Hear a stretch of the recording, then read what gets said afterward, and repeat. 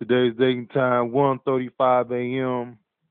March the 20th, 2015.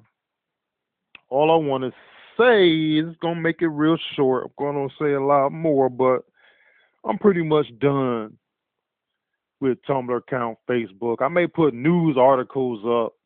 That's about it. I'm pretty much done. I have over 200 video audio recordings on my Facebook page. I'm done. 250.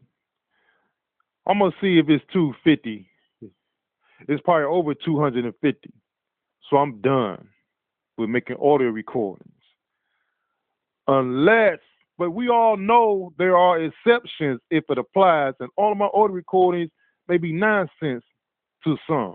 And some, it may have worth and value. Or I may say something of what they experienced and they never said anything because it's not what the masses believe in. And that's what's accepted as the norm, which basically it violates your constitutional restrictions, limitations. Under any label description you want to describe them in. Now, I remember back in elementary school, Dawson Elementary School, a group of kids in my class, but one told me something the following Monday. He told me something what I was doing or what I did on the weekend. And I'm like, there's no way they could have been peeking in the window. It's no way. But it's a possibility they could have been peeking in the window, but the people next door had to be gone in order for them to be peeking in the window. Or they just didn't see them peeking in the window. But why would you come peek in somebody's window? We all can explain why and how, nosy, curiosity, and or etc. But I don't think that they were peeking in the window because more so whoever are the victims at Dawson Elementary School back when I was going, I'm over 42-year-old now. My elementary school right down the street from me. The kids in class, our own classmates, were putting curses and spells on they classmates.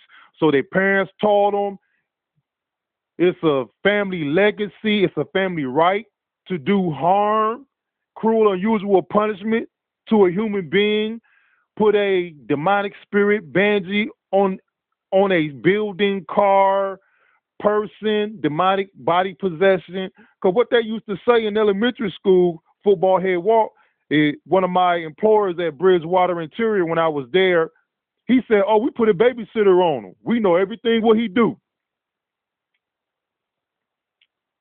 Now he said it loud so I could hear him. Right in my face, like they had wood in my car. These consciously respectful people, Moors, they went in my car and took paperwork out that I already gave to people that's Moors, people that they associate with, know of. I gave them the same paperwork. They looked at it and handed it back to me. But nobody told me what the Moors people was doing to me and mine before I was born and during my lifetime. But I knew, but nobody believed me. Nobody believed it. The dude was on the street doing hocus pocus, and he turned to me and said, "Nobody not gonna believe him." That's when I was a little fella. And then 3 years ago, they on my block next door saying it ain't nothing nobody can do.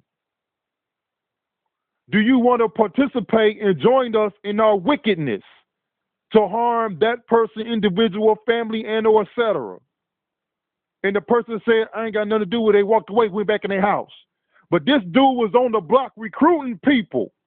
Came next door from Joyce Joyce's house. They used to be chilling over there, these Moorish people,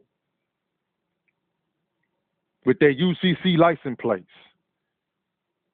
And whoever this Middle Eastern people calling my family and all this and that, well, they say on the news that the people overseas killing people because you don't believe, you will not convert to their religion. Well, for my knowledge, people was letting pagans in their church to convert the pagans, and that's why we have sorcery, magic in the churches. And I'm there at community meetings seeing these people looking at me, eyeballing me. And other people see you eyeballing me and see their cohorts eyeballing everything. The person that's eyeballing them, eyeballing me, and the covenant members, cohorts in the same facility eyeballing everybody who noticed the covenant member eyeballing me while somebody else eyeballing them, eyeballing me. And it's all good because they righteous writers for the freedom and protest and march. But on the down low, they Satanists and wicked, have wickedness in their heart. Now back to the point. Say this guy jumped back and forth, I can't follow him. But it's all is about unconstitutional action behavior. Like that interview, all the recording. Chief Judge Kenneth King. If he was the person I wrote my emails to, I just exposed him. Didn't expose him, I just stated some facts. I'm not trying to discredit nobody, but I'm so tired of double talk. You do this PR in public, but in your occupation, you say, ain't nothing I can do. You need to go get an attorney. If we make the polygraph test municipal in the court of law, I guarantee you politicians, law enforcement, people in government, probably business owners, citizens, and or et cetera, will kill themselves, clean out their bank account, and go overseas to not to be prosecuted. Just like the economy crashed, the bankers jumped out the windows. You make the polygraph test, true serum, electronic voice stress analyzer, and or et cetera, acceptable in the court of law, I guarantee you, it'll be peace and harmony on the planet Earth. And there's exceptions to everything if it applies, because you can beat a polygraph test. I've seen it on TV. And I know how you beat it, because ex-police officer told everybody at Bridgewater how you beat a polygraph test, but I knew this knowledge back in middle school, how you beat a polygraph test. So, therefore, when I was in Dawson Elementary School, a classmate told me what another group of classmates and or et cetera, if it applies, seen me doing on the weekend. And that following Monday, they said, "Yo, man, I see you doing this and that." I was like, "Man, no, you didn't. I wasn't doing that." And they chuckled and giggled and laughed like, "Man, we seen you. Me and such and them seen you." So is that proof of exposing oneself of practicing unconstitutional, unholy, supernatural abilities, art, to invade someone's privacy? Oh, they did say they put a babysitter on me, a spirit, a banji, boogaloo, whatever that spirit is that they was doing, putting on people in elementary school, these conscious, righteous people, Moors. So who taught the little kids how to do this stuff and practice it and do cruel and unusual punishment to their classmates? Innocent children, misguided children doing unconstitutional, unholy things to other children, innocent children. Oh, who was the person that was reading people future, doing fortune telling, and reading people saying that a kid in Dawson Elementary School was half man, half beast? Oh, he had a demonic spirit.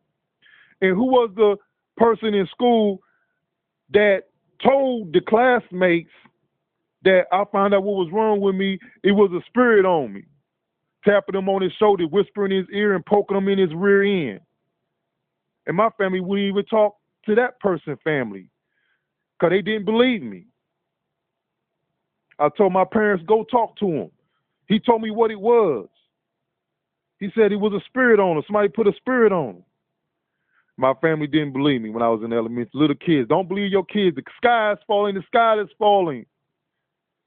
And when it really do happen, you lied so much and told a fib that when it legitimately something do happen, the sky is falling, stuff is falling from the sky, they're not going to believe you.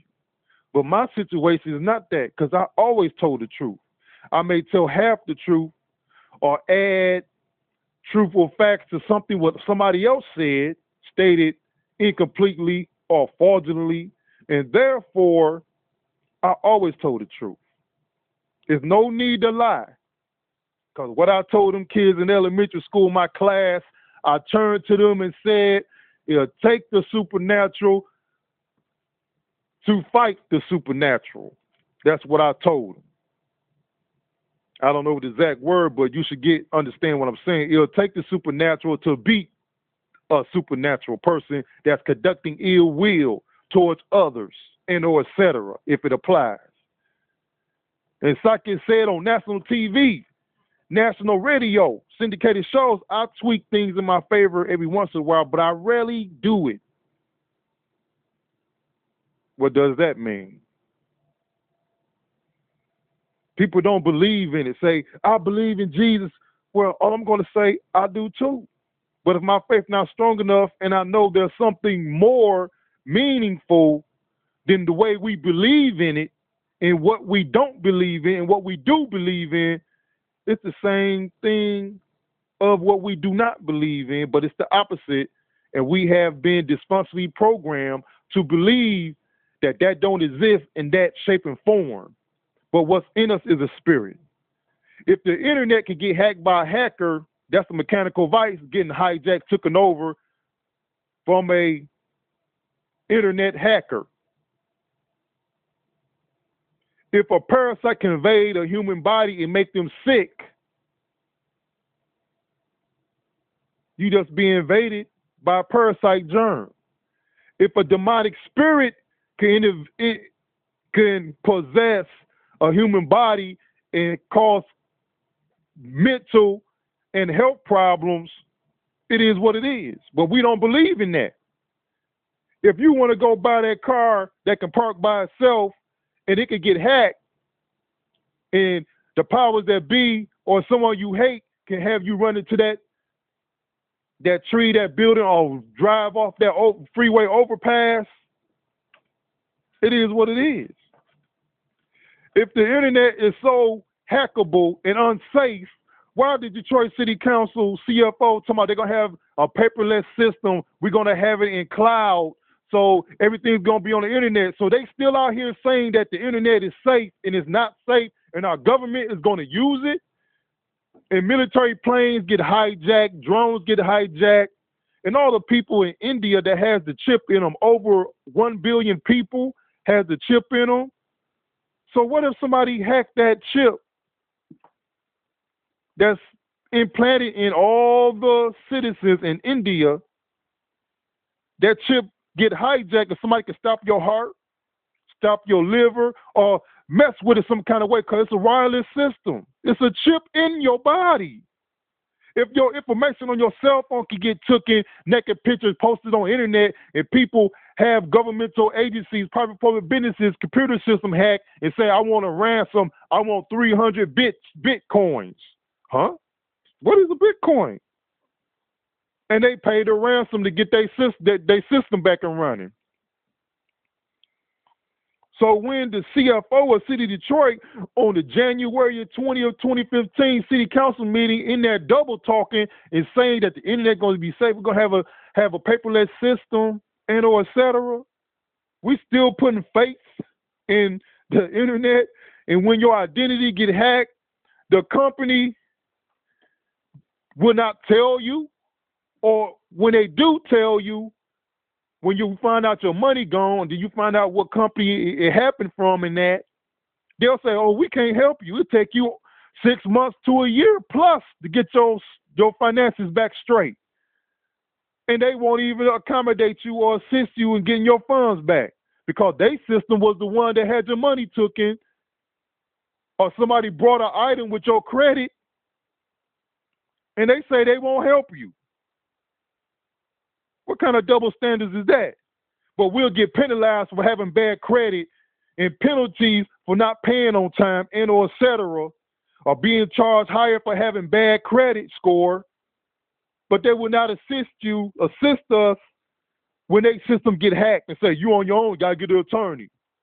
And the attorney just gonna sit there and say, okay, we have protocols and procedures to follow. I can't do this, I can't do that, I can't do this. You like what you say you can do ain't worth doing. I could do everything on my own. But since we are brainwashed and fascinated, charmed, think attorneys can help you, but all they do, aid governmental agencies and private public businesses to breach our liberties, freedoms, happiness, equality, and fairness, and or et cetera. Every time I say that in public, somebody say, well, that person right there, attorney, that's how we are dysfunctionally programmed. They wasn't discrediting no one, but that's the norm what we say. They attorney, and they out here marching and protesting with us. They doing paperwork, and they still haven't implemented equality and fairness. And the other attorney is implementing due process, which is violating our human rights. And that's what we call the Bar Association, a defendant and a prosecuting. A person came in with a claim, and another person, that claim is fraudulent. It's not, he don't even have merit. And the judge sat there and let that stuff go down. So I don't understand the court system. Innocent people go to jail. People don't get equality and fairness, due process. We need to get some kind of, it's some people out here know how to do it, but they just fascinated, programmed, and charmed on how you do the same thing that we did back in the 50s and 60s. March and protest, put out flyers here and there. Somebody told me that a couple of days ago. Get your flyers and put it out and put them on bulletin boards. I'm like, oh my goodness. We have the brightest thing, hackable thing ever is the internet. I'm trying to get a website. I need the loot. Oh, you can do it yourself. Oh, wow, I didn't know that. Do you want to assist me? But you're giving me advice that what I already know. You need funds, but you don't need funds. If you can find somebody who know how to do it, it's simple. I'm telling people what to do. I don't know if they did it, but if you get your 51% organization going, then I say, knock on the door. Hello, organization such, sir, ma'am. You don't remember me? Didn't I give you some complaints way back in the days? You said we can't assist you because I'll direct you to someone who can, and they never call back. Or they say you have to get an attorney and or et cetera. It's confusing out here. I'm frustrated. Let me play this little hookup where the police officer pulled me, said I was dancing in the street on the sidewalk and or I fit the description. I'm going to play this little insert right here, and I'm calling it a day. And some people may say, oh, you did it to yourself. The situation was over with. But if you recall the first chief investigator office telephone call when I made the complaint that's on Facebook, and then the actual interview, I told a little tidbit of information in the interview or the recording, and I gave a lot more information, scenarios, what could have happened. Because I'm a black male, big, tall, and I'm black, not knowing I have 2 herniated discs in my spine and carpal tunnel, I can't do nothing to you. I'm a lame duck. I'm a sitting duck. But because I'm black and I have a fraudulent mental lean on me, they'll say, oh, them crazy people are strong and he ain't been on his medication. He was irate. I'm uncomfortable because a police officer trying to implement honorable and generous behaviors, and he don't know squat about me. He don't know that the police has railroaded me and did me wrong, and here he is implementing me. The first lie came out of his mouth was I was dancing in the street. So I guess when I was hugging on the pole on the fence trying to walk, not walk in the water, he thought I was pole dancing. And then he said I fit the description. We all hear that our whole life. Now I'm trying to get the 911 phone calls from that day from the 6th precinct jurisdiction and the 2nd precinct jurisdiction. I want to know if I fit the description. And they said the description while I was right there. And then some people would say, well, it was over with. You got all right. I was uncomfortable and upset because this officer came in the door, stopped me from talking to some some citizens in a church. And then he's going to proceed and lie. Maybe he didn't lie. Maybe he thought I was dancing on the pole, but he didn't see that big puddle of water, and the person that walked, standing at the bus stop with me, did the same thing, held on to the pole and walked so he won't walk in the puddle of water on the sidewalk. He did the same thing. But the camera information isn't available to say that. So it's my word against a police officer. Who's going to win, ladies and gentlemen? Y'all know I've been losing ever since. Ever since before elementary school, when I told my family, it's spirits around here. You ain't got no health problem. That's a spirit on you. They didn't believe me. That's why they say I'm strange and crazy and disrespect me, because I was saying all this stuff when I was a little fella. That's a spirit on you. That ain't no medical problem. It's a spirit on you. That's a spirit right there. I seen the spirit. Now, some may say at the end of this audio recording that I'm about to play, of the police officer stopping me from conducting a conversation with a group of people, then he's going to interrupt it furthermore and say, do you want him in here anymore? Which I'm not disputing it. It just shows the fraudulent activities of how he continue to interfere with my happiness and violate my liberties by stating, do you still want him in here? And they said no, and I'm not hating on it. That's their discretion. And they have merit to say so, because they don't know me from Jack Smack. I probably was running in the church trying to hide from the police. Oh, the police, it's unlawful for them to come to church unless they call to assist the citizens in the church. I'm still trying to find that out. But if it isn't illegal, the first thing he lied. And if it wasn't a lie, it was a half lie. He said, well, I seen him holding on to the fence where I wasn't humping and grinding and moving up and down in one spot on the fence. I was continually moving. So I guess he must have thought that was a dance move. My continuing moving on the pole. And after the incident, another person came and did the same thing on the fence on the pole, walking so he wouldn't walk in the puddle of water. But the video camera information is gone. Nobody has it on the corner of Schoolcraft and Schaefer. But if we get a supernatural person that has the supernatural abilities, which is called the supernatural arts, that can go back in time and see exactly what went on, I win. And when I said 6 million, y'all know I'm talking about $9 billion, $900 billion. So they owe me more than 6 million, 900 billion. And they have the money. Trust me, if they give an overseas country 1 billion, they could give me 1 billion, 4 billion, 5 billion. But I want 900 billion. Now let me play this audio recording and I'm done. My baptismal name is Clyde Darnell Lynch, all rights reserved without prejudice. I am Prince Clyde Darnell Lynch. Equality and fairness by contract is paramount, mandatory by law. Amen.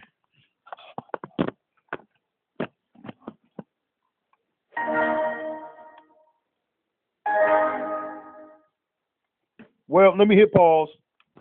Pause off. Here we go. I'm standing in here with witnesses. I just got off the Schoolcraft bus. Went by the Burnett Baptist Church. I live right down the street.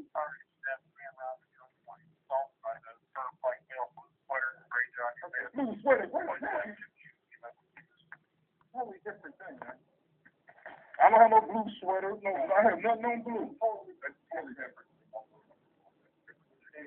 Well, that don't make me miss my bus. I just came here to talk to the police. Let me get the thing. So everything cool?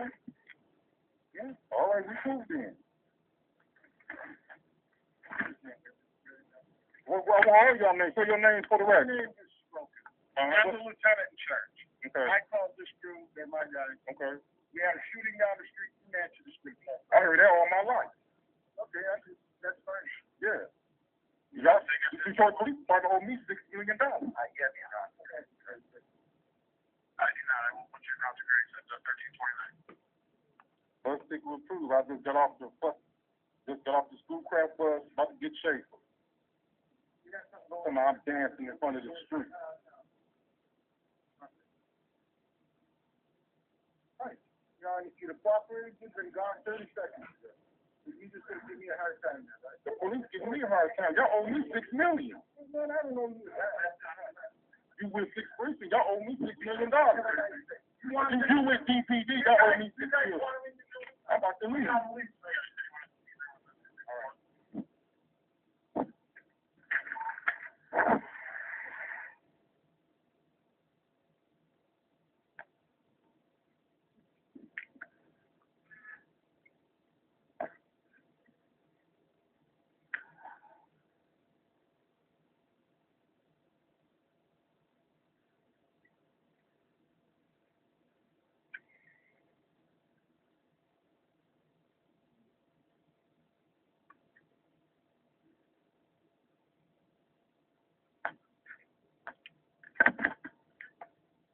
Real Loud episode, y'all. Today's date, February the 7th, 2015, time 1:30 p.m. I'm right here on school.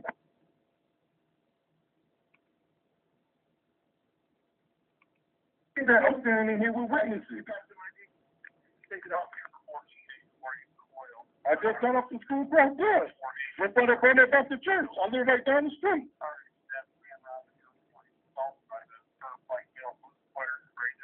Blue sweater. I don't have no blue sweater. No, I have nothing on blue.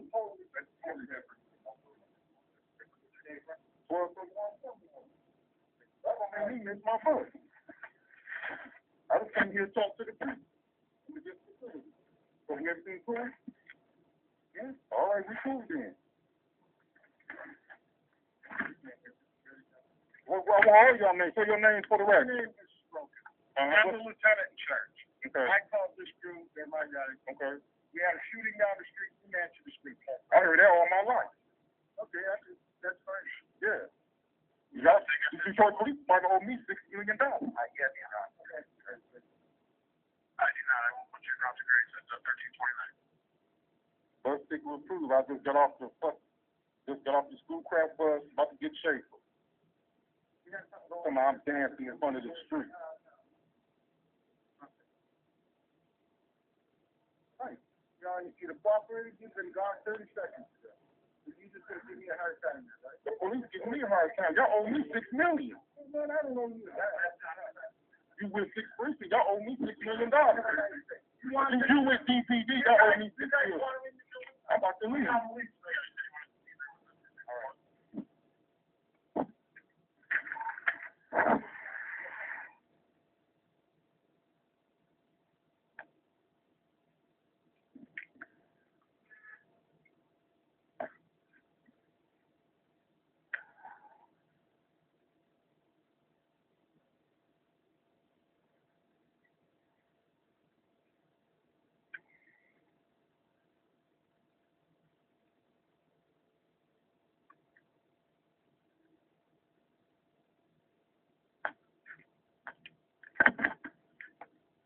Real Loud episode, y'all. Today's date, February the 7th, 2015, time 1:30 p.m. I'm right here on Schoolcraft and Schaefer. So now, I made this audio recording once again longer than I wanted to make it. But like I stated, some people may say I could have made the situation worse. I cooperated with the police all my life where they pull us over and say you fit the description. We didn't do nothing wrong but being black in a nicer car than what they own, or just want to check you out to see if you have weapons or warrant on you. That's all it was. Of course, they want to see if I live. It was no reason for them to stop me. I know for a fact I don't fit the description. And if I did, wow, that's like winning the lottery. Or once in a lifetime. But I did run up on a dude that looked just like me. And it wasn't a mirror reflection. But what can I say? That is what it is. But another thing I wanted to say was that I forgot. That when I was trying to get my phone out my pocket, first I was trying to evaluate the situation. Then when he said he lied on me, and I'm like, I tried to tell him I just got the bus. Here go my ticket. You didn't get all of it. You caught the end of it. So I'm like, when I seen he was getting kind of unconstitutional, kind of crazy, then that's what I'm taking on my cell phone because they thought I was going to do a video. I could have did video, but I already had video and audio recordings on my phone, and I probably wouldn't got it all. He probably would have ran out in 3 seconds. So I had to do it in audio mode. So now I'm doing it in video mode so I can post it on Facebook, Tumblr, and or etc. But when I was reaching for my phone to audio record, cause I wasn't gonna give him my wallet, no nothing. I wasn't gonna let him run my name, nothing, cause I already stated why. So when I was reaching for the phone, he put his hand on his gun. It was just one officer in there, the first officer. Then I'm like, I'm getting my cell phone. Then I reached for my phone again in my jacket, in my inside jacket pocket. He put his hand on his gun again. I said, all right, I'm just gonna get my wallet. Then I started reaching for my wallet. Then he put his hand on his gun again. I said, I'm getting my wallet. Then I got my wallet out. Then I said, now I'm gonna reach for my cell phone. Boom, and that's where you had the recording at. So if they that scared, why you a police officer? People want to say we need to pay them more. There's so much corruption. Al Pacino movie called Reciprocal is the factual, actual hookup in every country, state, city, village, township, and or et cetera on the planet Earth. It's the same thing that goes on. Cruel, unusual punishment, abuse of power, and or et cetera. I'm out.